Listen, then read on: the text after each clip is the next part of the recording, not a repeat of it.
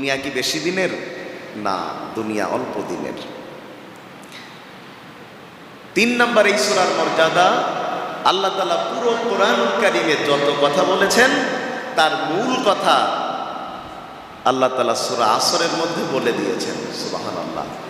যদি কেউ সূরা আসর তেলাওয়াত করে, যদি কেউ সূরা আসর পড়ে, সে যেন পুরো কোরআনুল কারীম বুঝে বুঝে পড়ে ফেলেছে। সুবহানাল্লাহ। কোন সূরা? কোন সূরা? সূরাতুল আসর। তাইলে সূরা আসরের আমরা 3টে মর্যাদা জানলাম। কয়টা? 1 নম্বর কি জানলাম? যদি কেউ সূরা আসর তেলাওয়াত করে হেদায়েতের উদ্দেশ্যে, এই একটা সূরা তার জন্যে হেদায়েতের জন্যে যথেষ্ট হয়ে যাবে। 2 নম্বর জানলাম যে সাহাবাই কেরাম এই সূরাকে এত মর্যাদা দিতেন, তারা যখন এক জায়গায় হতেন একে অপরকে এই সূরা না শুনিয়ে তারা বিদায় নিতেন না। তাদেরকে সময়ের গুরুত্ব সম্পর্কে, আখিরাতের প্রস্তুতি নেওয়া সম্পর্কে একে অপরকে মেসেজ দিতেন। 3 নম্বর, আল্লাহ তাআলা পুরো কোরআনে যত কথা বলেছেন তার মৌলিক কথা সূরা আসরের মধ্যে বলে দিয়েছেন। যদি কেউ সূরা আসর তেলাওয়াত করে বুঝে বুঝে, সে যেন পুরো কোরআনুল কারীমটা বুঝে বুঝে পড়ে। সুবহানাল্লাহ। তাইলে মর্যাদা কম না বেশি? বেশি। এবার আসেন আমরা সূরা আসরের তাফসীরের মধ্যে ঢুকে যাই। আল্লাহ কি বলছেন শুরুতে? ওয়াল আসর, ওয়াল আসর। এই সূরা পারেন তো? সবাই পারেন? তা আমার সাথে সবাই পড়েন। আউযু বিল্লাহি মিনাশ শাইতানির রাজীম। বিসমিল্লাহির রাহমানির রাহিম। ওয়াল আসরি ইন্নাল ইনসানা লাফি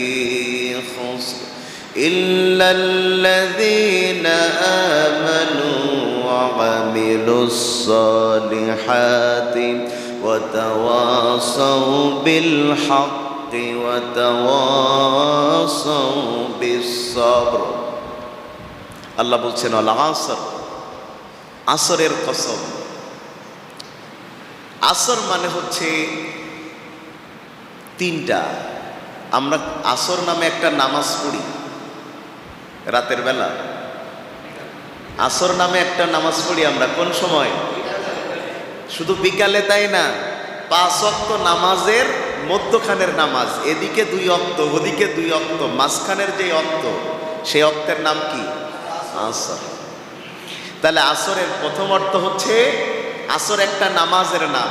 আসর একটা নামাজের নাম। এই নামাজের কত গুরুত্ব আল্লাহ তাআলা কোরআনের মধ্যে বলেছেন, হাফিজু আলাস সলাতি ওয়াস সলাতিল উসতা।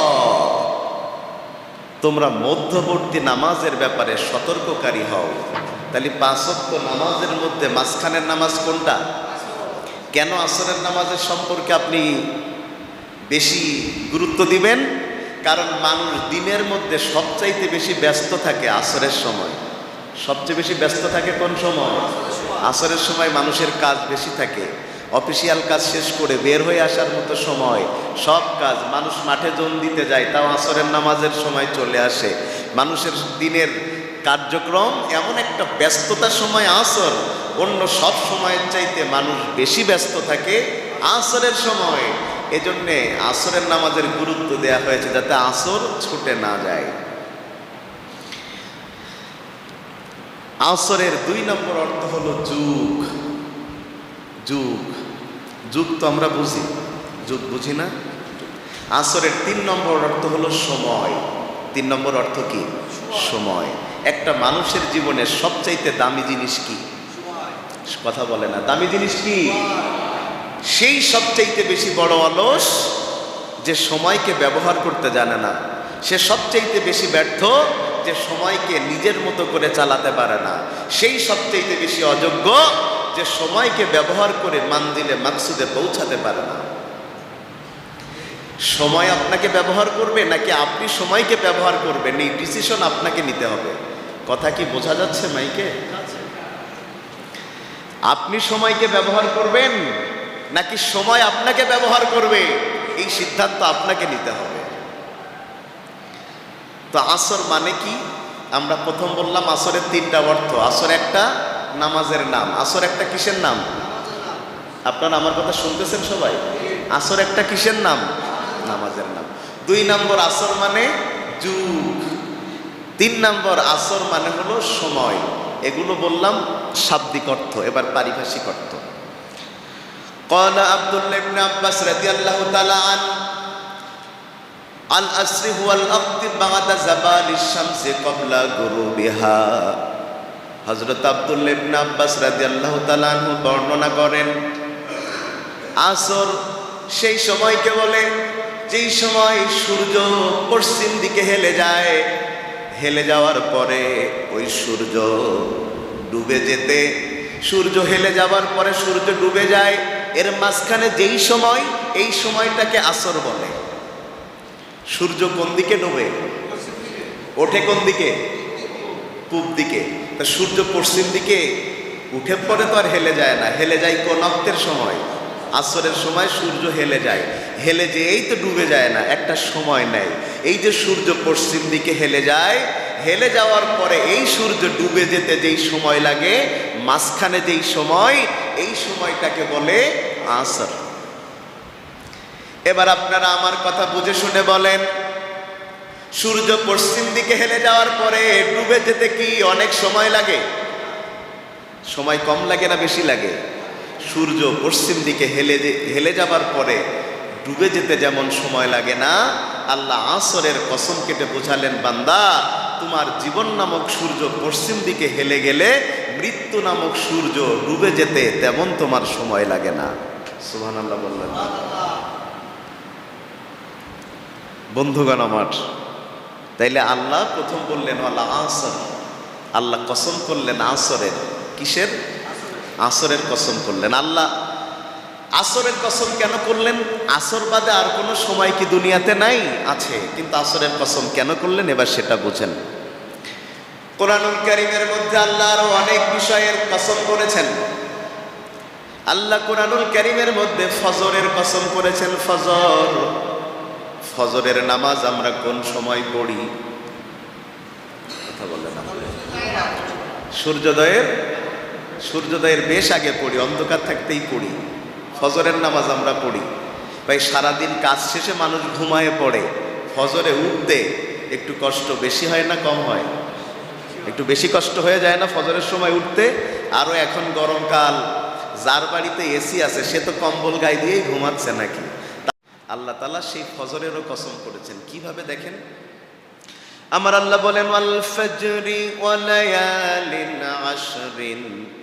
আমার আল্লাহ বলছেন আমি আল্লাহ কসম করছি ফজরের অর্থের, আর কসম করছি শেষ 10টা রাতের কসম করছি। 10 রাত যেটা সম্পর্কে বলা হয়েছে রমজানের শেষ 10 দিন, এটার কসম করেছেন আল্লাহ।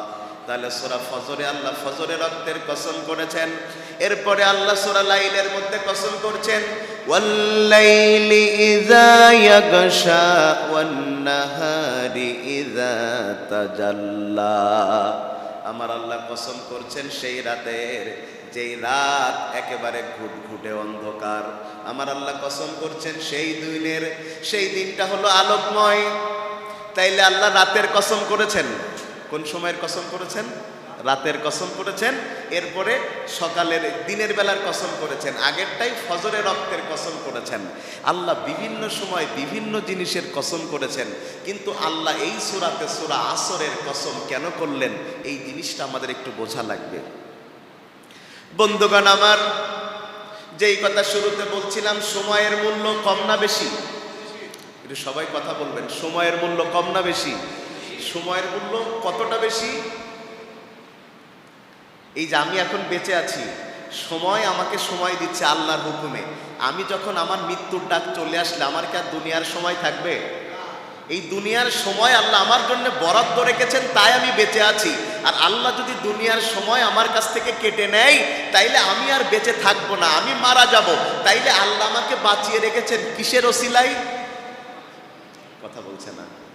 সময়ের মাধ্যমে বেঁচে রেখেছেন। আমার সময় ফুরায় গেলে আমি আর বেঁচে থাকতে পারবো না। তাইলে বিষয়টা কি দাঁড়ালো? সময় বান্দার জীবনের সবচাইতে আল্লাহর পক্ষ থেকে বড় নিয়ামত।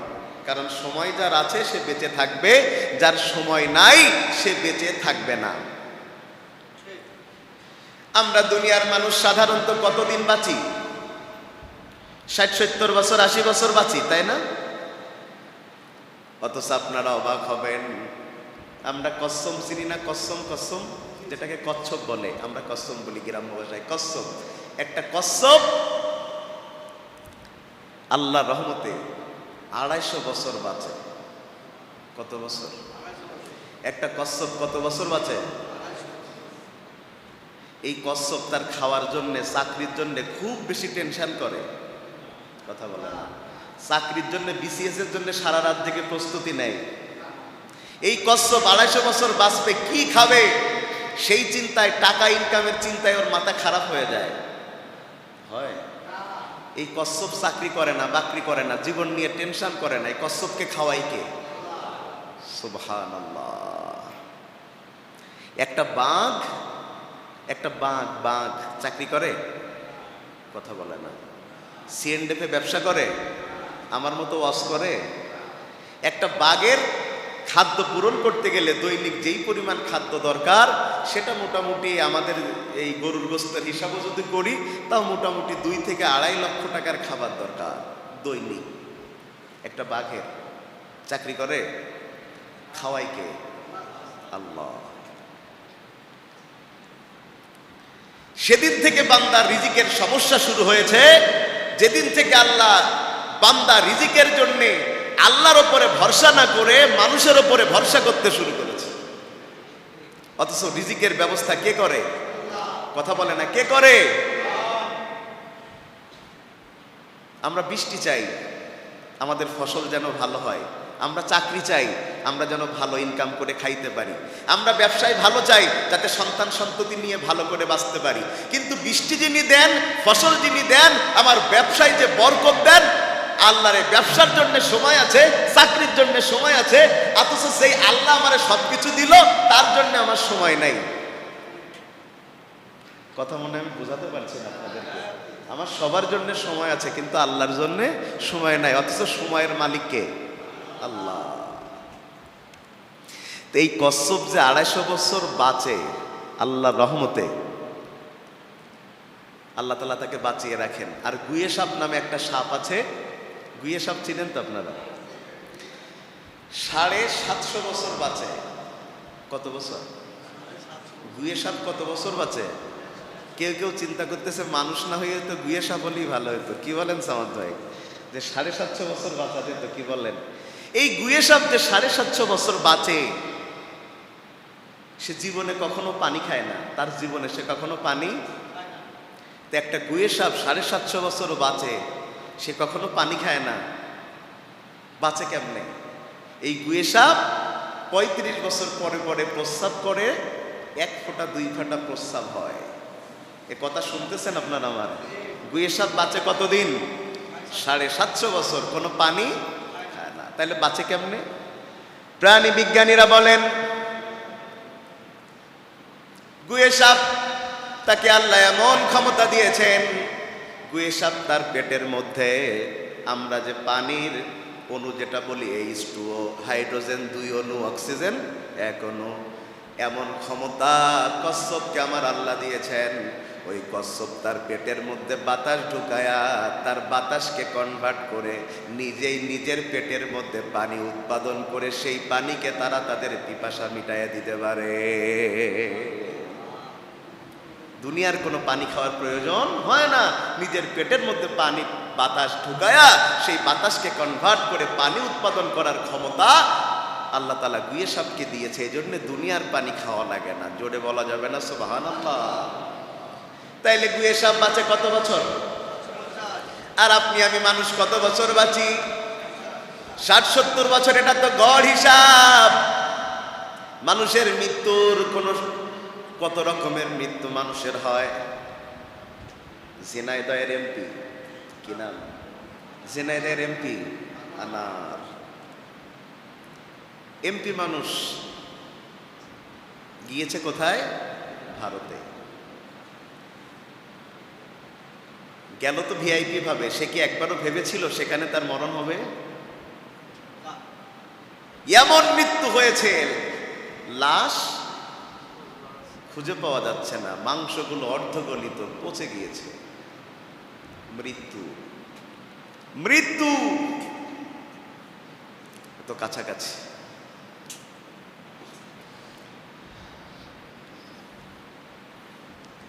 আমরা আসলে মৃত্যু হবে জানি, কিন্তু দেখেন জালেমের জন্য মাজলুমের চোখের পানি বিশাল একটা অস্ত্র। আপনি কত মানুষকে অর্ডার দিয়ে হত্যা করেছেন, মনে করেছেন আমি মরবো না, আপনাকেও যে অর্ডার দিয়ে এক আল্লাহ মারতে পারে সেই বিশ্বাসটা আপনি হারিয়ে ফেলেছেন।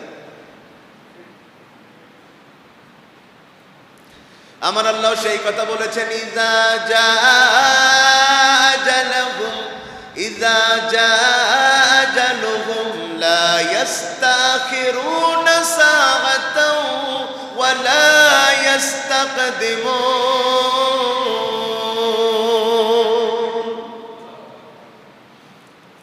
মৃত্যু যদি চলে আসে, 1 মিনিট এদিকেও যাবে না, 1 মিনিট ওদিকেও যাবে না।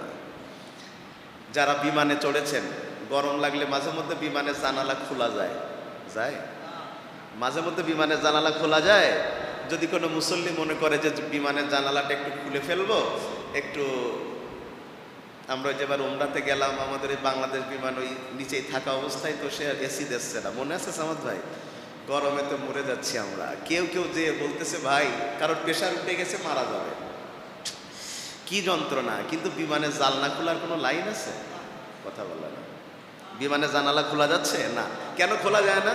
বিমান চলছে, আপনি যদি জানালা খুলেন, বাতাস ঢুকলে বিমান কি ব্যালেন্স রাখতে পারবে? না, ক্রাশ হয়ে যাবে। তো বিমানের মধ্যে বাতাসও ঢুকতে পারে না, সেই বিমানের মধ্যে স্যুট কোটটাই পরে বিশাল দামি একজন মানুষ উঠেছে, এয়ার হোস্টেসের কাছ থেকে চেয়ে জুসও খেয়েছে।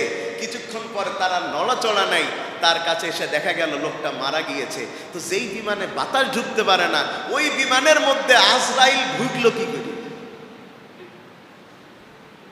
ঢুকলো কিভাবে? আপনি যেখানেই থাকেন, কাচের দেয়ালে থাকেন আর স্পেশাল সিকিউরিটি ফোর্স আপনাকে ঘিরে রাখুক, আপনার মরণ আসবেই। কারণ বডির গার্ড হয়, রুহের কোনো গার্ড হয় না। 40 জন বডিগার্ড, তারপরেও মিস্টার বল্টু মারা গিয়েছে। লোকেরা বলল তোরা থাকতে মরল কেমনে? বলছে আমরা তো ঠিকই আছি, তার একটা পশম পর্যন্ত পড়তে দেই নাই, আমরা তো বডির গার্ড, বডি তো ঠিকই আছে, রুহের তোর কোনো গার্ড হয় না, মাঝখান দিয়ে যার রুহ সে নিয়ে গিয়েছে, আমরা টেরও পাই নাই। কথা কি শুনতেছেন আপনারা? তাহলে মৃত্যু আসার কোনো সময়। আল্লামা ইকবাল মৃত্যুর উদাহরণ দিয়েছেন কাগজের নৌকার সাথে। ঠিক এইভাবে আল্লামা ইকবাল রাহিমাহুল্লাহ বলেন, কাগজ তা কিস্তি বারিশ কা পানি, ছুটি সে তেরা লম্বি কাহানি, ये मेरे जिंदगी ये जिंदगानी, ছুটি সে তেরা লম্বি কাহানি। ছোটবেলায় আপনারা কাগজের নৌকা বানাতেন না? কথা বলে না, কাগজের নৌকা বানাতেন? ঘুম লাগছে কার কার? এসিতে একটু ঘুম লাগে, সারাদিন পরে ঢুকলে একটু ঘুম লাগে, কি বলেন? নারায়ে তাকবীর। কাগজের নৌকা ছোটবেলায় বানাতাম না আমরা? বানানোর পরে আমরা পানিতে ছেড়ে দিতাম না, নৌকা কি বেশিক্ষণ থাকতো? জীবনের উদাহরণ দিয়েছেন আল্লামা ইকবাল কাগজের নৌকার সাথে। তিনি বলেছেন, বিশাল কোন শক্তিশালী কাগজ দিয়া যদি কেউ একটা নৌকা বানায়, এরপরে যদি সেই নৌকাটা নদীর মধ্যে ছেড়ে দেয়, সেই নৌকা দিয়ে যদি কোনো মানুষ একটা সাগর পাড়ি দিতে চায়, পারবে নাকি? পারবে? সাগর তো দূরে থাক, আপনাদের দুর্গাপুরে যে পুকুর আছে, একটা পুকুরও কি কাগজের নৌকায় কেউ পাড়ি দিতে পারবে? এরপরে আল্লামা ইকবাল বলছেন, নৌকাটা বানিয়ে যখন ছেড়ে দেওয়া হয়েছে, উপর থেকে আবার বৃষ্টির পানি পড়েছে, একে তো কাগজের নৌকা, নিচে নদীর পানি বা পুকুরের পানি যাই বলেন, উপর দিয়া পানি হয়েছে, আবার এই নৌকা দিয়ে যেমন বিশাল মহাসাগর পাড়ি দেওয়া সম্ভব নয়, ও বান্দা তোমার জীবন দিয়ে কিয়ামত পর্যন্ত তোমার বেঁচে থাকা সম্ভব নয়। কাগজের নৌকা দিয়ে যেমন বিশাল মহাসাগর পাড়ি দেওয়া সম্ভব নয়, নিজের জীবনের গ্যারান্টি দিয়ে চিরকাল বেঁচে থাকার কোনো সুযোগ কোনো আল্লাহর বান্দার নাই। তাইলে মৃত্যু যেহেতু আসবেই, সবচেয়ে বুদ্ধিমানের কাজ হচ্ছে মৃত্যুর প্রস্তুতি নেওয়া। দুনিয়াতে শুনেন, আমি এবার যে কথাগুলো বলি খুব মন দিয়ে শোনেন। আপনি বেড়াতে যাওয়ার জন্য প্রস্তুতি নেন না? কথা বলে না, প্রস্তুতি নেন তো আপনারা? এই সামনে যে ঈদ আসছে, কুরবানি দিবেন, আপনারা গরু টরু কেনার প্রস্তুতি নিচ্ছেন না? আপনারা যে ব্যবসা বাণিজ্য করছেন প্রস্তুতি নিচ্ছেন না? ছেলে মেয়েকে মানুষ করবেন, কবে তার বিয়ে হবে এখন থেকে ব্যাংকে টাকা জমাচ্ছেন না? কত কিছুর প্রস্তুতি আপনি নিচ্ছেন আপনার ছেলের জন্যে, আপনার ছেলেকে ভালো রাখার জন্য। আপনি আপনার দুনিয়ার সব শান্তিকে ধ্বংস করছেন। এমনকি আপনি আপনার পরিবারকে ভালো রাখার জন্য জাহান্নাম কিনছেন। কথা বোধহয় আমি বোঝাতে পারছি না। জাহান্নাম কিনছেন আপনার ছেলেকে ভালো রাখবেন বলে, আপনি হারাম ইনকাম করছেন। এটা জাহান্নামের রাস্তা, আপনি ভালো করেই জানেন। আপনি মানুষকে কষ্ট দিয়ে ঘুষ নিচ্ছেন। কি জন্যে করছেন? ভালো থাকার জন্যে তো। কথা বলে না, ভালো থাকার জন্য না। আপনার সন্তান সন্ততিকে ভালো রাখবেন, বাইরে পড়াবেন, আপনার স্ত্রী যখন যা চাইবে তাকে তাই দিয়ে আপনি সন্তুষ্ট রাখবেন, কিংবা আপনি সমাজের মধ্যে কিছু টাকা পয়সা দান করে নিজেকে নেতৃত্বের পর্যায়ে নিয়ে যাবেন। এইসব কারণেই তো করছেন। কার জন্য করছেন? সন্তানের জন্যে। কার জন্য করছেন? স্ত্রীর জন্যে। শুনেন, কার জন্য করছেন? আপনার মা বাবার জন্যে। কার জন্য করছেন? আপনার সবচেয়ে ভালোবাসার আপনার মা বাবা, তার জন্য করছেন। কিয়ামতের দিন এই সন্তান, এই স্ত্রী, এই মা বাবা আপনাকে দেখে দৌড় মারতে শুরু করবে। দৌড় মারবে। আজকে আপনি সারাদিন পরে বাড়ি আসলে আপনার সন্তান দরজা খুলে আপনাকে দেখে আব্বু বলে গলা জড়িয়ে ধরছে না? কথা বলছে না, ধরছে কি না? ধরার পর আপনার কি মনে, সারাদিনের কষ্ট ভুলে যাচ্ছেন যে আমার সন্তান আমাকে জড়িয়ে ধরেছে। আপনার সন্তান আপনাকে জড়িয়ে ধরেছে।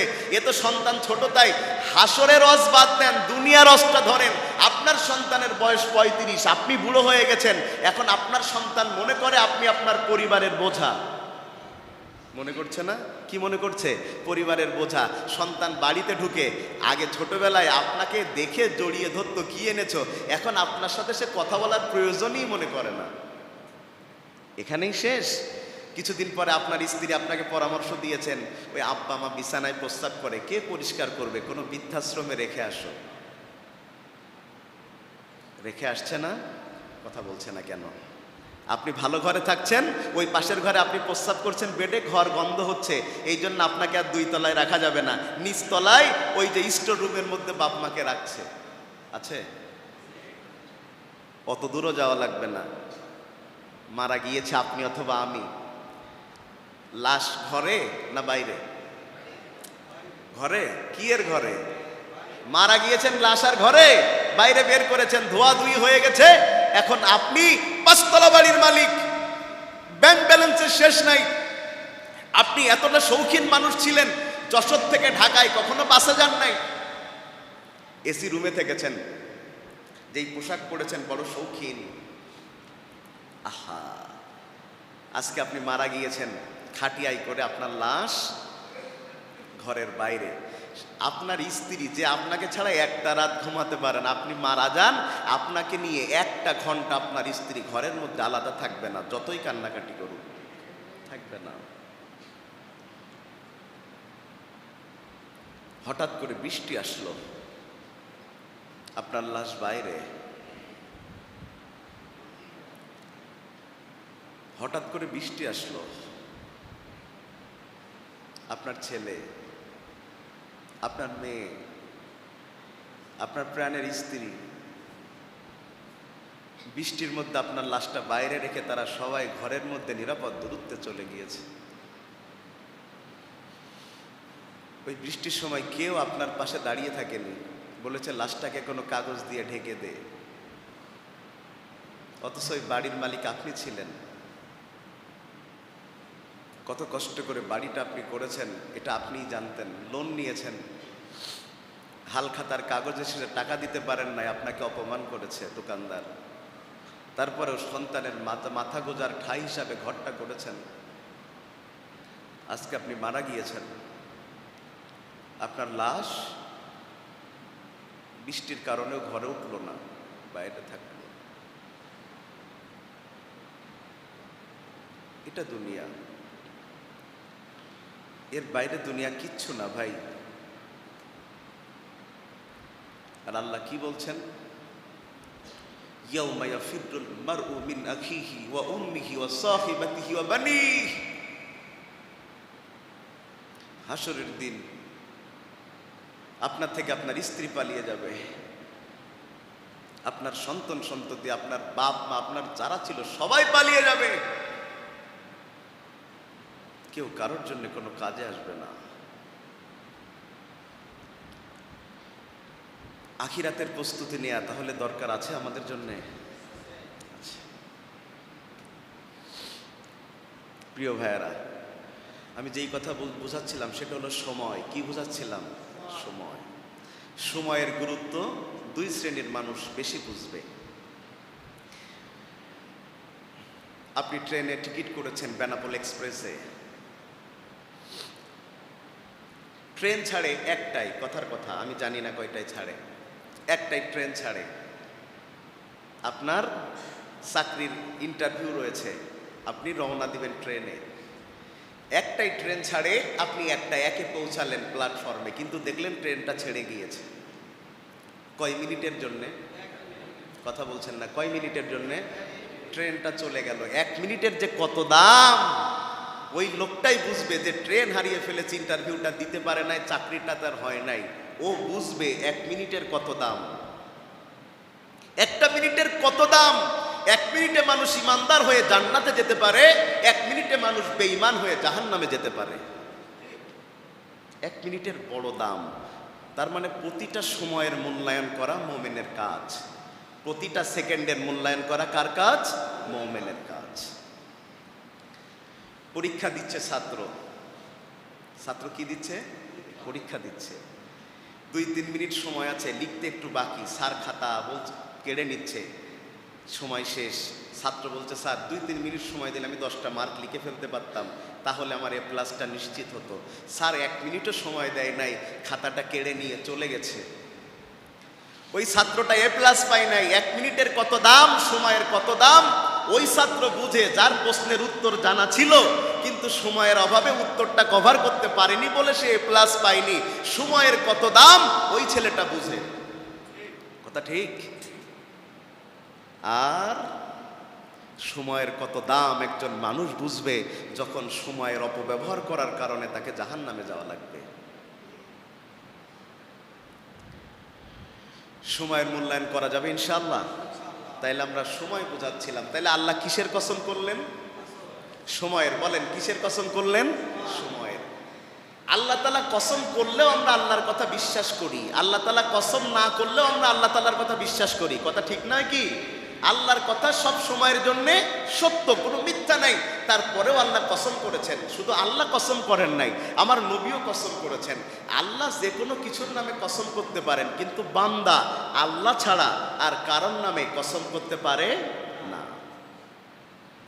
আমাদের দেশে অনেকে দেখবেন বলে আমার মায়ের কসম, বলে না? কথা বলে না? বলে তো। মা বাবার নামে কসম কাটা হারাম। দুনিয়ার কারোর নামে বান্দা কসম করতে পারবে না, একমাত্র কার নামে কসম করতে পারবে? আল্লাহর নামে। কিন্তু আল্লাহ যে কোনো কিছুর নামে কসম করতে পারবে। তাইলে আল্লাহ কসম করলেন, রব্বে কারীম আল্লাহ কসম করলেন সময়ের। তার মানে কসম, আমরা কসম কখন করি? আমাদের দেশের লোক বলে যে আল্লাহর কসম তোর না মেরে ভাত খাবো না, এরকম বলে না? তার মানে তার কথার গুরুত্ব বোঝায় যে আমি এই যে কসম করলাম, তার মানে তোকে আমি মারবই, আমি কসম কেটে ফেলেছি, তোকে আমি মারবই। মানুষের কাছে কসম কাটা মানে কথার গুরুত্ব বেড়ে যায়, ও এই কথা তো করবেই। আর রব্বে কারীম আল্লাহ কসম করলেন সময়ের, তার মানে বান্দার বোঝা উচিত যে এই কথার মধ্যে কত গুরুত্ব আমার আল্লাহ দিয়েছেন। সুবহানাল্লাহ বলবেন না? কত গুরুত্ব আমার আল্লাহ তাআলা দিয়েছেন। লিমা যাকসামাল্লাহু ফিল আবদিল আসার, এত সময় থাকতে কেন আল্লাহ আসরের রক্তের কসম করলেন? আল্লাহ এই জন্য আসরের রক্তের কসম করেছেন, আসরের সময় যেমন সংক্ষিপ্ত বান্দা তোমার জীবনটাও তেমন সংক্ষিপ্ত। বান্দা যেমন আসর থেকে মাগরিবের মাঝখানের সময়টা খুব গুরুত্ব দিয়ে তার কাজটাকে গুছিয়ে নেওয়ার চেষ্টা করে, সারাদিনের কর্মব্যস্ততা শেষ করে ঘরে ফেরার চিন্তা যেমন বান্দা করে, একজন আল্লাহর বান্দাও যেন ঠিক সেইভাবে জীবনটা সময় কম মনে করে জান্নাতে ফেরার জন্য বান্দা প্রস্তুতি নিতে পারে। সুবহানাল্লাহ। বলেন আমাদের মূল বাড়ি কোথায়? কথা বলে না। আমাদের মূল বাড়ি কোথায়? মাশাআল্লাহ, হ্যাঁ, কবরস্থান ওটা বোঝাই নাই। আমাদের আদি পিতা আদম আলাইহিস সালামের বাড়ি ছিল কোথায়? মাশাআল্লাহ, বাড়ি ছিল কোথায়? তাইলে আমাদের মূল বাড়িটা কোথায়? বাবার সন্তান বাবার জমির ওয়ারিশ হবে, এটাই স্বাভাবিক। তা আমাদের আদি পিতা আদম আলাইহিস সালামকে আল্লাহ বানিয়ে রেখেছিলেন কোথায়? ইয়া আদম উসকুন আনতা যাওজুকাল জান্নাহ, আদম তুমি আর তোমার বিবি জান্নাতের মধ্যে বাস করো। তাইলে আমাদের বাপ মায়ের বাড়ি যদি হয় জান্নাতে, ওয়ারিশ সূত্রে তো সেই বাড়ি আমাদের জান্নাতে হওয়া উচিত, ঠিক কিনা বলেন? কিন্তু সন্তান যদি বাড়িতে অন্যায় করে, বাপ মা তেজ্যপুত্র করে না? কথা বলে না? করে, বাড়ি থেকে বের করে দেয় না? সন্তান বাপ মার কথা রাখতে পারেনি, সেই সন্তানকে বাড়ি থেকে বের করে দিয়েছে, সম্পত্তি থেকে বাপ মা বঞ্চিত করেছে, কারণ ওই বাপ মনে করছে সে যোগ্য সন্তান হতে পারে নাই। তো যেই জান্নাত আমাদের বাড়ি, যেখানে আদম আলাইহিস সালাম এবং হাওয়া আলাইহিস সালামকে আল্লাহ রেখেছিলেন, ওখানে রব্বে কারীম আল্লাহ ওয়ারিশ সূত্রে আমাদেরকে আবারও দিতে পারেন, যদি আমরা যোগ্য সন্তানের ভূমিকা রাখতে পারি। কি সন্তানের ভূমিকা রাখতে পারি? যোগ্য সন্তানের ভূমিকা রাখতে পারি। প্রিয় ভাইয়েরা আমার, তাইলে আমরা যেই কথা, আমি আবারও বলছি, সময়ের কথা। কিসের কথা? সময়। এটা সবার আছে না? আমাদের কথা বলেন না, সবার আছে? মোবাইল নাই কার? হাত তোলেন দেখি। মোবাইল নাই কার? সবার আছে। আমাদের থাকতে হবে। মোবাইল ব্যবহার কোনো অন্যায় কাজ না। মোবাইল সবার আছে তো? একটা মানুষের সবচেয়ে বেশি সময় নষ্ট হচ্ছে কিসে? মাশাআল্লাহ, এই উত্তরটা সবাই একসাথেই দিয়েছেন। সবচেয়ে বেশি নষ্ট হচ্ছে কিসে? ছেলে সকাল ফজরের সময় ঘুম থেকে উঠেছে, আসলে ঘুম থেকে ওঠে নাই, অন্যদিন 4টের দিকে ঘুমায়। আমাদের দেশের ইয়াংরা, যারা ঢাকাতে থাকে, লেখাপড়া করে, এরা তো সারা রাতকে দিন মনে করে আর দিনকে রাত মনে করে। একদিন তো ফজরের সময় ছেলে হেঁটে বেড়াচ্ছে, বাপ চিন্তা করলো ছেলে আমার কত ভালো হয়ে গেছে যে ছেলে আজকে ফজরের সময় উঠেছে। বাপ তো আনন্দে বাঁচে না, সবাইকে জানাচ্ছে ছেলে আজকে ফজরের সময় উঠেছে। ছেলে বলছে উঠি নাই, সারা রাত তো ঘুমাই নাই। কথা শুনতেছেন? ও আসলে ওঠে নাই, ও সারা রাত কি করে নাই? আচ্ছা, সারা রাত যে ঘুমায় নাই, ও কি করেছে? ম্যাক্সিমাম কি করেছে? তাইলে আমাদের সমাজে সবচেয়ে বেশি, হাসির জন্য বলছি না, সবচেয়ে বেশি সময়ের অপব্যবহার হচ্ছে মোবাইলের কারণে। কথা বলছেন না কেন? মানুষের গ্রোথ নষ্ট হচ্ছে, কাজ নষ্ট হচ্ছে, মানুষের মধ্যে বিভেদ বাড়ছে। সব কিছুর বড় একটা কারণ মোবাইল। সারাটা দিন যখনই সুযোগ পায় বারবার বান্দা মোবাইলটা চেক করে, নোটিফিকেশন এসেছে কিনা, এই আসছে কিনা, সে আসছে কিনা। বান্দা সারাটা সময় মোবাইল নিয়ে পড়ে থাকে। বর্তমান সময়ে বান্দা সময়ের নিয়ামতকে সবচেয়ে বেশি নষ্ট করছে মোবাইলের মাধ্যমে। কিসের মাধ্যমে? মোবাইল আপনি বারবার চেক করছেন, জহির ভাই আমারে মেসেজ করলো কিনা। আমার মাঝে কথার কথা, আমার বন্ধু আমারে, আমি একটু ওই যে বিভিন্ন অ্যাপসের তো আওয়াজ আছে না, মেসেঞ্জার আসলে একটা আওয়াজ, বিভিন্ন আওয়াজ টাওয়াজ আসে না, আসলেই কি কে মেসেজ দিল দেখছি। আল্লাহ, বান্দার জন্য আল্লাহ কোরআন নামক মেসেঞ্জার আগেই পাঠিয়ে রেখেছে, বান্দা সারাদিনে একবারও খুলে দেখার সময় পায় না। বান্দা দৈনিক 100 বার মোবাইলটা খুলে তার বন্ধু তার জন্য কি পাঠালো, কে কি লিখলো, কি ঘটলো। আর আল্লাহ যে সব ঘটনা একত্রিত করে কোরআনে দিয়েছে, আল্লাহ যে বান্দার বন্ধু হয়ে বান্দার জান্নাতে নিয়ে যাওয়ার জন্য সব মেসেজগুলো একসাথে কোরআনে দিয়েছে। অথচ যেই বান্দা জান্নাত পেতে চায়, যেই বান্দা আল্লাহর ভালোবাসা পেতে চায়, ওই বান্দা একটা বারও কোরআন খুলে, সারাদিনে একটা বারও আল্লাহ তার জন্য কি মেসেজ দিয়েছে খুলে দেখলো না। সে জান্নাত যেতে চাই কেমনে? আমি মনে হয় আমার কথা বোঝাতে পারছি না, বুঝতেছেন? সময়ের অপব্যবহার। আপনি কি মনে করছেন এই আপনি যে সারাটা সময় অপচয় করছেন, আল্লাহ কি সময়ের হিসাব নিবে না? কথা বলে না, নিবে না? 5টা হিসাব তো আল্লাহ আপনার কাছ থেকে নিবেই। যে আপনি আপনার জীবনকে, আমরা এই বিষয়ে কথা বলে ফেলেছি অলরেডি গত 3 জুমাতে, যে আপনি আপনার জীবনকাল, যৌবনকাল, এই যে জীবনকাল, যৌবনকাল, কাল মানে কি? মাশাআল্লাহ, কাল মানে কি? সময়। আপনার জীবনের সময়টা পাই টু পাই, ফামাই ইয়ামাল মিসকালা যাররাতিন খায়রান ইয়ারা ওয়া মান ইয়ামাল মিসকালা যাররাতিন শাররান ইয়ারা। ছোট খাটো অনু পরিমাণ আপনি যা করেছেন সবটা হিসাব আল্লাহ নিবে। এই মোবাইলের মধ্যে, ঘরের মধ্যে আপনি কতটা আকাম করেছে আল্লাহর কসম পাই টু পাই হিসাব আল্লাহ নিবে। চ্যাট করেছেন, যদি কেউ দেখে ফেলে, আপনার মা বাবা চেক করে, অথবা যদি কেউ পরকিয়া করেন, বউ যদি চেক করে, এজন্য চ্যাটিং হিস্টোরি ডিলিট করে দিয়েছেন। মনে করতেছেন কেউ জানে না। কথা বলছেন না কেন? ইউটিউবে কি দেখেছেন না দেখেছেন, হিস্টোরি ডিলিট করে দিয়েছেন, মনে করছেন কেউ জানবে না। আল্লাহ আল-ইয়াউমা নাখতিমু আলা আফওয়াহিহিম ওয়া তুকাল্লিমুনা আইদিহিম ওয়া তাশহাদু আরজুলুহুম বিমা কানু ইয়াকসিবুন। আরে দুনিয়ার হাত দিয়ে আপনি যেই কাজগুলো করেছেন, যেই কাজগুলো হাত দিয়ে পা দিয়ে করেছেন, ওর হিস্টোরি ডিলিট করা সম্ভব, কিন্তু কিয়ামতের দিন হাত আর পা যখন আল্লাহর কাছে আপনাকে নিয়ে সাক্ষী দিবে, একটা হিস্টোরিও ডিলিট করা সম্ভব না। কি ডিলিট করবেন? আল-ইয়াউমা নাখতিমু আলা আফওয়াহিহিম ওয়া তুকাল্লিমুনা আইদিহিম ওয়া তাশহাদু আরজুলুহুম বিমা কানু ইয়াকসিবুন। আমাদের প্রত্যেকের কাঁধে দুইজন করে ফেরেশতা আছে না? কথা বলছেন না? আছে। কি নাম? কিরামান কাতিবিন, মানে দুইজন সম্মানিত লেখক, প্রত্যেকের আলাদা আলাদা নাম, আলাদা আলাদা ফেরেশতা, আল্লাহ তাদের নাম জানেন। তো কিরামান কাতিবিনের কাজ কি? কিরামান কাতিবিনা ইয়াগলামুনা মা তাফআলুন। আপনি যা করছেন কিরামান কাতিবিন সবটুকু লিপিবদ্ধ করছেন। এবার হাসরের দিন যখন আল্লাহ বিচার শুরু করবেন, এটা বলে আজকে আমাদের কথা এখানে শেষ হবে। ধরে নেন দুর্গাপুর গ্রামের আব্দুল কুদ্দুস সাহেবের বিচার শুরু হচ্ছে। বিচার কে করবেন? কথা বলে না। বিচার কে করবেন? হাসরের দিন বিচার কে করবে? আল্লাহর বিচারের মধ্যে কোনো দুই নাম্বারই আছে নাকি?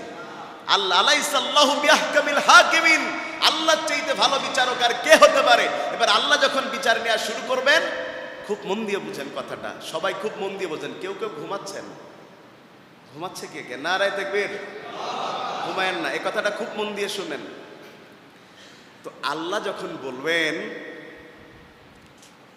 যে এখন বিচার হবে আব্দুল গফুরের ছেলে আব্দুল কুদ্দুস, দুর্গাপুর গ্রাম, তো এই নামের লোকের যখন বিচার হবে, তাদেরকে এক জায়গায় যারা বাস করতেন তাকে চিনবেন না? কথা বলেন না, চিনবেন না? একটু জোরে বলেন, চিনবেন? মাশাআল্লাহ। তো যখন আপনার সামনে আপনার বাড়ির পাশের কারোর বিচার করা হবে, তার নামটা যখন বলা হবে, আপনার কানে গেলে আপনার না মনে হবে যে আব্দুল কুদ্দুসের বড় ভালো জানতাম, মসজিদে আসতো, নামাজ পড়তো, ও কি কি আমল করেছে একটু দেখা যাক। এই মানসিকতা আসবে না? আমরা চাই আমাদেরকে বেশি মানুষ চিনুক, এটা খুব মন দিয়ে বুঝেন। আমরা চাই আমাদেরকে বেশি মানুষে চিনুক। এই জন্য মানুষের মধ্যে একটা মানসিকতা তৈরি হয়েছে, সেটা হলো যেটাকে বর্তমান সময়ে বলা হয় ভাইরাল হওয়া। কি? জোরে বলেন কি? ভাইরাল হওয়ার জন্য আমরা এমন কিছু নাই যা করি না, মানুষ আমাদের চিনুক। মানুষ ভাইরাল হওয়ার জন্যে 15 বছরের ছেলে 35 বছরের বুড়িরে বিয়ে করে টিকটক করতেছে। কথা বলছেন না কেন? মানুষ ভাইরাল হওয়ার জন্য 5 লাখ টাকার মোটরসাইকেল পুড়িয়ে দিচ্ছে। মানুষের আমাকে মানুষ চিনিক, এই মানসিকতায় মানুষ এখন দায়গুস হয়ে যাচ্ছে। এমন কোনো আকাম নাই, নিজের বউকে দিয়ে কাপল ব্লক করতেছে, টিকটক করে জাহান্নামের টিকিট কিনতেছে। কথা ঠিক না? ভাইরাল হওয়া, এটা শুধু সাধারণ মানুষ না, আমাদের মধ্যেও ভাইরাল হওয়ার মানসিকতা। আর এই জিনিসটা আমি কিভাবে বুঝি সেটা আপনাদের সামনে আমি মূল্যায়ন করি। বুঝেন, খুব মন দিয়ে বুঝেন ভাই এ কথাটা। আপনার ছেলে তো জানে আপনি তার সেরা বাবা, এটা জানে না?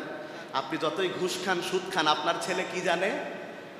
আপনি তার সেরা বাবা। সে ফাদার্স ডে, মাদার্স ডেতে সে স্ট্যাটাস দেয় আমার বাপ সেরা বাপ। এখন সবার দৃষ্টিতে সবার বাপ তো সেরা বাপ, ঠিক কিনা বলেন? এ মন দিয়ে শুনেন কথাটা, আমার অন্য কোনো কথা না বুঝলে হবে, এই জায়গাটা একটু বুঝেন। এখন হাসরের দিন, আহারে একটু বুঝেন, আল্লাহ আল্লাহ আল্লাহ, আল্লাহ যখন বলবেন হিসাব নেওয়া শুরু হবে আব্দুল কুদ্দুসের।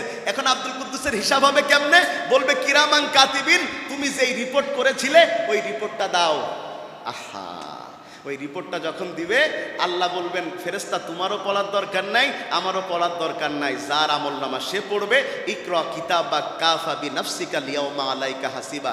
সভাপতি সাহেব শুনেন, এই যারা আছেন সবাই শুনেন, খুব মন দিয়ে শুনেন। নিজের অন্যায়ের স্বীকৃতি কেউ দিতে চাই? কথা বলেন না কেন? আপনার ছেলে জানে আপনি সেরা বাপ, আহা, আচ্ছা যখন এবার আপনি আপনার আমলনামা বলতেছেন, আপনার মুখ দিয়ে বের করছেন আমার স্ত্রী থাকতেও আমি পরকিয়া করেছি, আপনার ছেলে জানতো আপনার চাইতে ভালো বাপ আর নেই, চরিত্রবান। আপনার ছেলে আপনার দিকে তাকিয়ে ভাবছে, একে আমি ভালো বাপ জানতাম।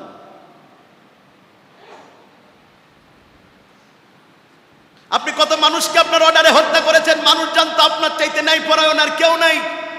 আপনি কতটা অন্যায় করেছেন, আপনি যখন আপনার মুখ দিয়ে বলছেন আমি ষড়যন্ত্র করে এই মানুষগুলোকে হত্যার চিন্তা করেছি, গ্রামের যেই মানুষগুলো জানতো আপনার চাইতে ভালো মানুষ আর হতে পারে না, ওরা জানে আপনি তলে তলে এত বড় হত্যাকারী ছিলেন। আপনার দলের লোকেরা মনে করতো আপনার চাইতে ভালো মানুষ আর কেউ নাই, কিন্তু অন্যায়ভাবে আপনি কত নিরপরাধ মানুষকে হত্যা করেছেন, তার প্রত্যেকটা পাই টু পাই যখন আপনি আপনার মুখ দিয়ে বলবেন, আলাদা ট্রাইব্যুনাল গঠন করা লাগবে না, জনতাই তখন আপনার মুখে থুতু নিক্ষেপ করতে শুরু করবে। আমি এবার আমাকে দিয়ে বলি, আপনারা আমাকে চিনেন না? কথা বলে না, চিনেন না? চিনেন। আমার নাম ইনামুল হাসান বিন নূর। শুধু আপনারা চিনেন তাই না, আমি দীর্ঘ 10 বছর এদেশে মাহফিল করছি। কত বছর? তা প্রতি বছর যদি আমি 200 করে মাহফিল করে থাকি, আমি 10 বছরে কতগুলো মাহফিল করেছি? 2000 মাহফিল করেছি। প্রতি মাহফিলে যদি আমার 1000 করেও উপস্থিতি থাকে, তাইলে এ পর্যন্ত কত মানুষ আমার ওয়াজ শুনেছে? 2-3 কোটি মানুষ আমার ওয়াজ শুনেছে। আর নেটে যেই পরিমাণ ওয়াজ যায়, লক্ষ লক্ষ মানুষ দেখে। আমি এয়ারপোর্টে গিয়েছি, লম্বা লাইন। সেই সময় ওই যে চিটাগাং এয়ারপোর্টে কে নাকি পিস্তল না বোমা নিয়ে গিয়েছিল, একটা ঘটনা ঘটেছিল। ওই সময় সবাইকে কঠিন যে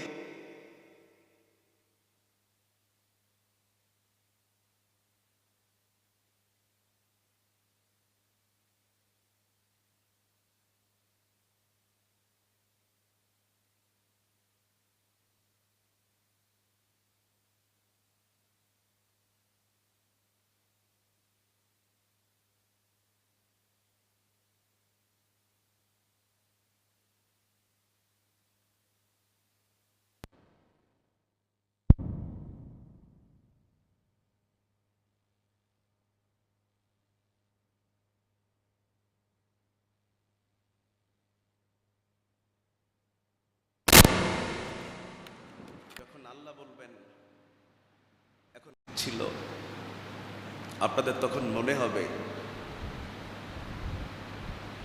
যাকে এত বড় ইমাম জানতাম, যার পিছনে নামাজ পড়তে আমরা ছুটে যেতাম, প্রশংসা করতাম, ভালো বক্তা বলতাম, ভালো মানুষ বলতাম, দেখি তো আজকে তার আমল নামা কি কিতাবাক কাফা বিনাফসিকা আল-ইয়াওমা আলাইকা হাসিবা।